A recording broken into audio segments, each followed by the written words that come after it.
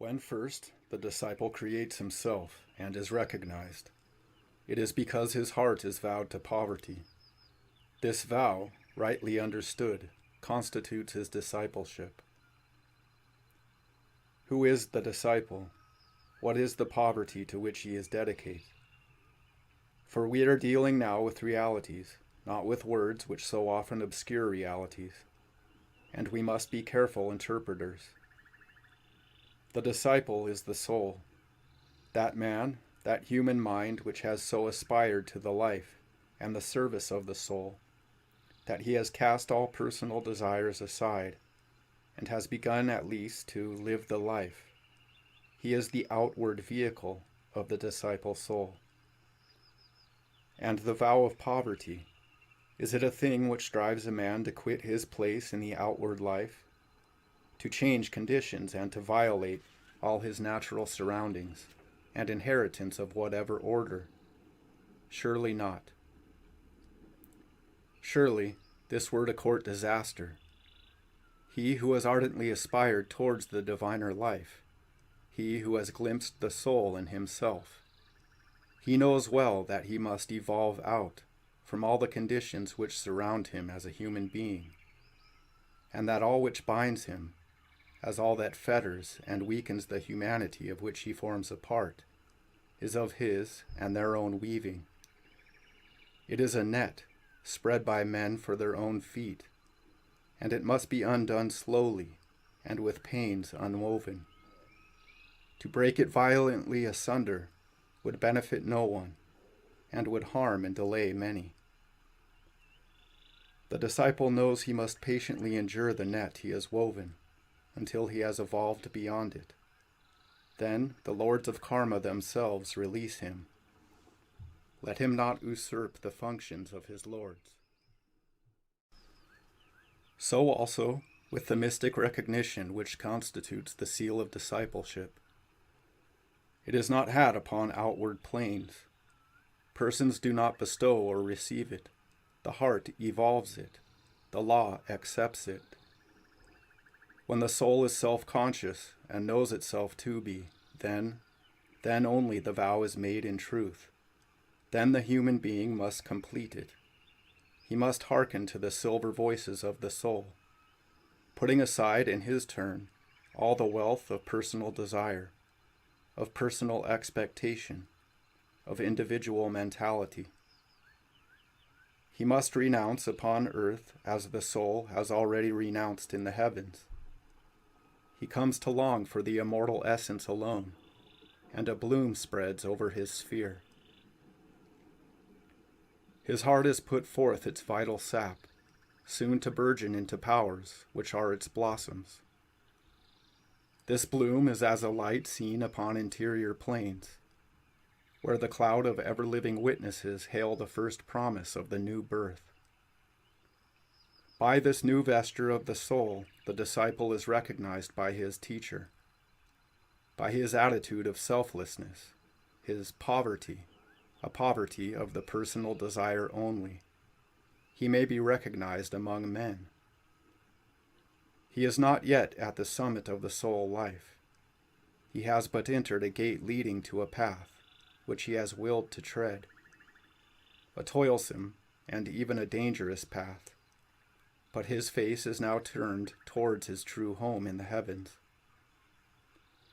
His consciousness is lightened of a heavy burden. The ordinary man, he who still lives in desires, bears this burden about with him, that sense of self, that weight of limitation and of isolation in the midst of nature, which hedges him in. which bounds and binds him everywhere, and from which there seems to be no escape.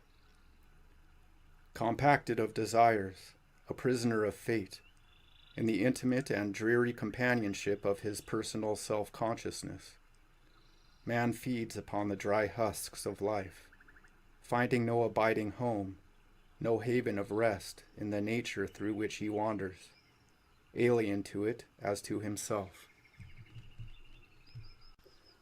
But when the vow of poverty is taken, all this is changed. The man has transcended his personal self. He has entered a diviner order of being. Henceforward, the law of that new order guides and enfolds him. A something has come to the birth within him, which has altered the very texture of his mind, has shaped anew the mirror of his brain. And this hidden power, indescribable but more real, more vital than anything the man has ever known, this power makes for unity. The man finds himself woven into the warp and woof of things, finds that his consciousness forms part of a coherent and universal whole. He no longer desires anything for himself. He has taken the vow of poverty, for he has found his own soul, and finds it to be both poor and lonely, because it has nothing of its own, and is nothing in itself, has no life snatched from the great whole and peculiar to itself, but moves with the moving ocean of being.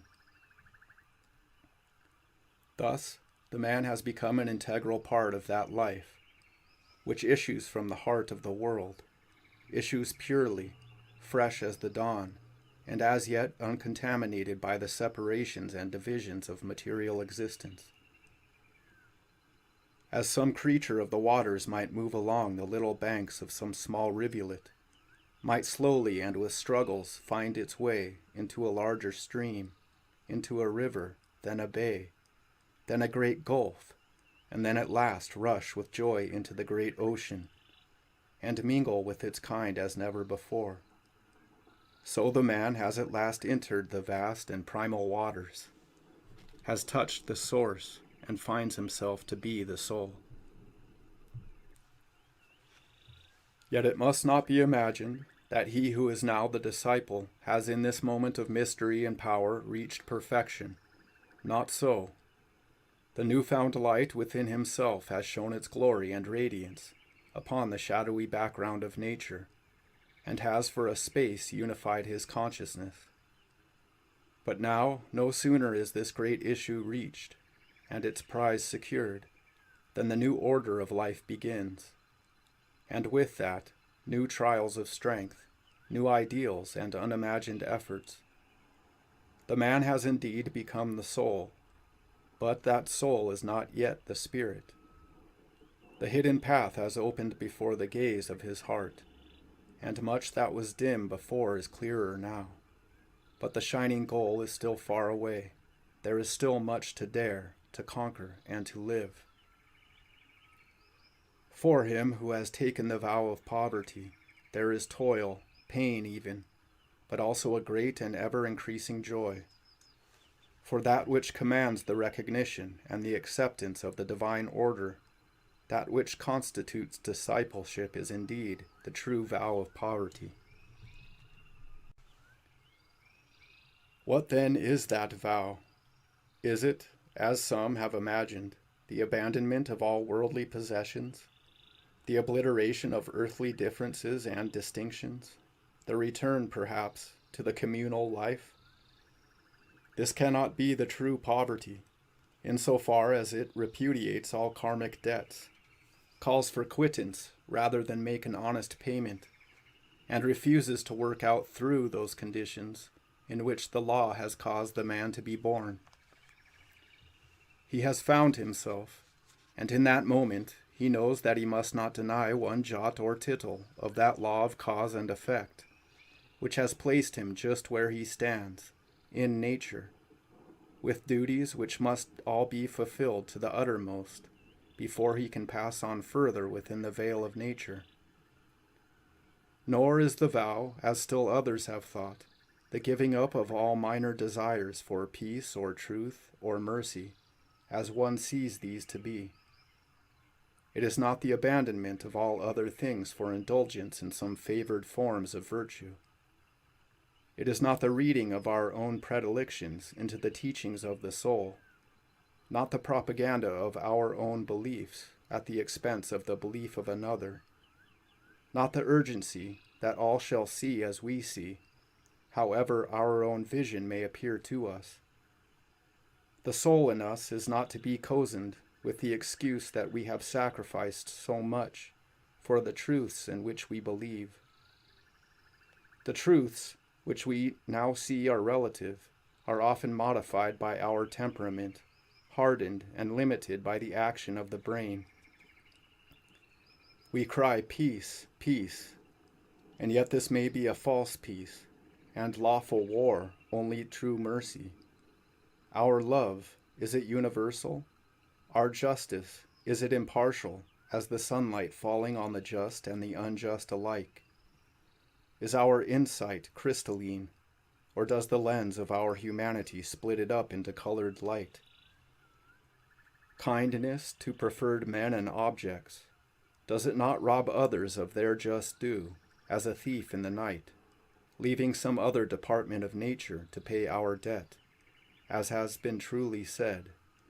Humility, is it not too loud at times, a favorite wile of that elemental devil which lurks in every human being? Ambition, may it not undergo strange transformations and be ambition still, having its root and substance upon more interior planes of life than we imagine? Aye, and a firmer hold there upon the resistant soul. As we review the field of attributes, we find the imprimatur of our personality, and the seal of our possession upon them all, and we come at last to see that the vow of poverty excludes all personal sense of possession, even to the virtues in which the personal self has pride, and which it loves, and the thoughts which constitute those riches of the human mind, which inhibit the entrance to the kingdom of heaven. The rich man who finds it so difficult to enter is he who loves and clings to his personal self-consciousness, to the images and forms of his own mind. The vow of poverty exists upon a plane deeper than that of the mind, higher than that of human love or human conditions. It is a power, the power to say at each instant and to the divine law, "Thy will, not mine, be done." The power to abandon hopes, fears, plans, codes, thoughts, to see each moment dawn as 'twere the last yet to live, in each as though it were eternal. To avoid all crystallization, the great danger of the disciple. To have no rights, no wrongs, no mental possessions. To see our ideas swept away like smoke, as life now dissolves and now forms anew, and to grasp at nothing, but to look on with a smile. To be able to take or to quit, to learn and then to unlearn, as the lesson broadens and the meaning unfolds, and all the while to grave within the heart that deeper lesson of charity, worldwide and gracious, whose exquisite toleration seals discipleship. To recognize finally that the soul does not codify, builds no creeds, establishes no limits, but teaches each one freely according to its own law manifested within each, and accepting no other arbiter. To lay claim to nothing save patience, and then to exchange that for a supreme contentment. Careless of self-vindication, careless even, at right times, for the justification in the sight of the world, of persons and causes, with which one is identified. Careless of all save that the soul shall be obeyed, able to labor and to wait, ready to explain, ready as well to remain unexplained, amid a deep interior peace to go forth on outward planes, for the defense of principles, the maintenance of justice. Without aggression, to defend most earnestly all that is weak, poor, forsaken, and needing aid. to strike home to the core of hypocrisies and falsities, yet never to wound a human heart. Never to be caught in the trap of apparent and material facts, but to look beneath the surface for our duty and to trust the guidance of principles, to wage war with every ally of darkness within our own nature, most of all with the materialistic brain mind, and through all these to be remote in spirit and calm of soul. It is evident that he who has accepted a program so wide as this will have neither time nor wish to occupy himself with the errors of his fellows or the defects of organization in the surrounding world, the defects of the surface things. He will most earnestly work for the establishment of a better entente, a more human feeling among mankind, and leaving humanity to do its own work on the outer planes, he will do that which is his at a point nearer the source. He will put his trust in an effort to inspire those about him, and the world at large with a belief in the reality and the power of great principles to uplift us, and to infuse into our civilization as it stands the breath of life. This is to be done, and it waits, it wants doing, in every department of our daily existence. The outer plane as it stands today, there is no real peace, but only a base compromise with which the flaming Christ sword is always at war. Not all who have taken the vow wear an aspect of sweetness and amiability. The mendicant is a stranger to professions, but his heart is sound and kind at core with the true kindness.